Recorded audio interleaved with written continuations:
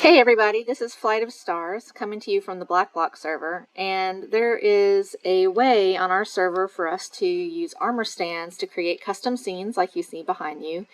But the tools, while they're actually pretty easy to use, do, take some getting used to, so I'm going to run you through the commands very quickly today. So to get started, you're going to need two things. You're going to need an armor stand, and you're going to need a piece of flint.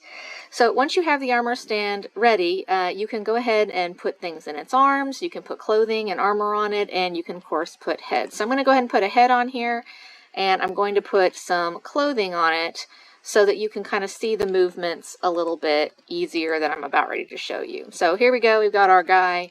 And what I'm going to do is I'm going to take the flint in my hand and I'm going to right click on him. And it's going to open up here in my hotbar a menu that allows me to do several things. The minecart is for moving it around. So if you see I click on it, it has some directions. I can move it south and I can move it north. And if I click on the ingots, it's going to move it a larger amount. And if I click on the nuggets, it's going to move it a smaller amount. I can also teleport it to me. And with the player's rotation, I can actually turn it to the direction that I am facing, which is a really nice feature to have. So those are the basic movement blocks right there. But let's say I want to move it a different direction. Right now I'm moving it north and south, but if I wanted to move it up or down, or I wanted to move it east or west, then you want to look at this wool block over here in the corner. So red is going to move it along the x-axis. Green is going to move it along the y-axis, that's up and down, of course, and then with the blue, you can then move it along the z-axis. And so that is how you change the direction that you're moving your things, and you just do it by selecting that. So for example, I selected one, and then I'm right-clicking again, and I can change between the options. To go back, I just go to 9, and then bam, I'm back at where I started. So the next option is posing, but before we get there, we're actually going to skip ahead to the feather, which is our properties, because there's certain things that we can only do with posing, for example, when our character has arms. So let's take a look at our options for properties. The first thing that you can do is you can turn the entire armor stand invisible or not, which is very useful if you plan to actually place heads more like a prop than if you plan to place them as an entire body here. So the second one, and the one that's perhaps the most important, is gravity disabled. And we usually want to disable no gravity. We don't want any gravity to be acting on our armor stand, because this is going to allow us to move them up and down and to just have a little bit more freedom about how they're placed. Then we want to show the arms. I definitely do in this case, since I'm making a person. I want to disable the base because I don't want the base. And if I wanted this to be a child character, I could make it into a child character. In this case, we're going to keep it an adult. So those are the properties. I use them every single time before I do anything else. So something to keep in mind. Now that we have arms, we can go in here and we can actually adjust this guy's movement. So if I right click on that, you're going to see that I can move all of the parts of my person. I've got their head, I've got their left and right arm, their body, and both of their legs. Plus I can flip the pose and I can reset the pose back to its basic stance right here. So let's just take a look at the head, for example. So if I want to rotate it, I can move his head up, I can move it down. And if I change from a red piece of wool into a green piece of wool, that is going to adjust the axis on which I am moving his head. So once again, I can change it, and then you'll see I can tilt his head to the side. He's looking like he's kind of winking at me there. So I'm going to go back and I'm going to show you with the arm. Maybe I want this guy to wave at me, so I'm going to select his right arm, and I'm going to move it up, but that's not quite what I want. So I'm actually going to change the yaw again, and I'm going to move it over. So now it kind of looks like he wants to put his arm around me. There you go. And you can do this with each of the body parts to kind of play around with what it looks like. You can even make, he can get his hips cocked, he can stick his arm in the air, you can make them sit down. Lying down is much more difficult. It is possible, but it often requires you to use the legs and the body separately using two armor stands, but it can be done. Okay, something else that you can do once you have finished out how you want to pose this guy is you might want to put something into his hand.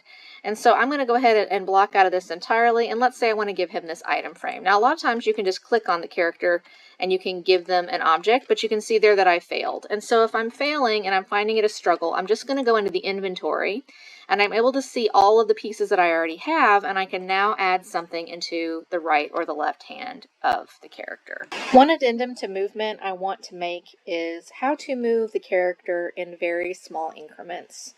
So if I click on this character to move him, and I begin moving him up and down, let's say, and when I try to move him down, he does not quite hit the floor, and I'm having a hard time getting him to move without having him sink completely into the floor. So something that you can do to fix this problem is when you click on the character, you'll see it says 0.5 blocks up. You can actually make that amount much smaller by holding down the shift button and then very carefully rolling the roller on your mouse upwards to make those into even smaller increments. It's a little bit finicky, and if you do it too quickly, it will not work properly, but if you do it slowly, you can make it so that you're able to move the character up very small amounts, or in any direction, of course, and that's going to allow you to place the character much more precisely than you would otherwise. Alright, so one other thing that sometimes people ask questions about is how do I get a block rather than an armor stand to be placed? Because I had, formerly, I had clothing on here, but what if I just want the block to be placed? And not just like a block on the ground, maybe I want to be able to tilt it or move it so that it's more like a prop than like a block that I have properly placed. Well, you can also do this with armor stand. It's very similar to block on ground if you've used Zombie Cleo's armor book before. And the way that I did this was I went into the inventory, which is the chest, and instead of placing a head on the armor stand, I placed a block. And I can do this with pretty much any block in the game. And it will work, and you can see that this is how we have gotten to this place right here. And once I have done that, I can go back into my properties, and I can use the invisible property to completely delete this block. I will want to make sure that my no gravity is enabled, otherwise I won't be able to move this around properly and it'll just fall into the floor. And now I'll be able to move it around. So for example, let's say that I want to move it first off down to the ground. So I'm going to go ahead and do so. That's pretty good. It looks correct to me. And this is a great example of why you might want to do this, right? So instead of it being completely straight on, you can see here that it's angled, and I can use the facing the same direction as the player, copy the player's rotation in order to move it, or I can do that manually. And I can even get fancier by posing it. Obviously, I will pose it as a head, and it will allow me to do things like move it into strange positions or tilts, which you might want to do if you're like displaying it. For example, if this was in a museum, I might want it to be inside of a glass case, for example, and I might want it to look a little bit more off-center than just flat out on the block. And so I'm going to move it up just a little bit more so that it's not in the ground. I'm still in my rotation. You can see that I'm kind of going backwards to get to the previous scene. I wanted to go into movement so that I could move it up. And I'm going to move it to the y-axis here, and now I should be able to move it up. And if I had a pre-existing piece of glass, I could very easily move this into the glass and then it would look like it was on display. So that's the reason why you might want to put a block as a head as opposed to something else. Now, there's one more thing that you can do with the flint in BlackBlock, and that is with an item frame. So if I have an item frame here and I have an object in it, let's say, and I want this item frame to be invisible, then I'm actually going to left click on it, and I'm going to turn it into an invisible. And I can also fix it in place so that it cannot be removed by another person. So you see now it's become invisible, and it's as simple as that. All right, I think that's pretty much everything. There's only one more thing I want to point out to you before we go, and that is another reason why you might choose to use a block rather than with the armor stands, and that is for stuff like this. You can see here that I have the head of a glow squid, and then below it I have a skulk sensor.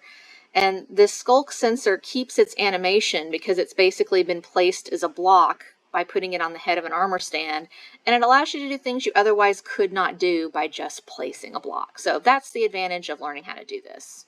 All right, I hope that helped, and I will see you guys later.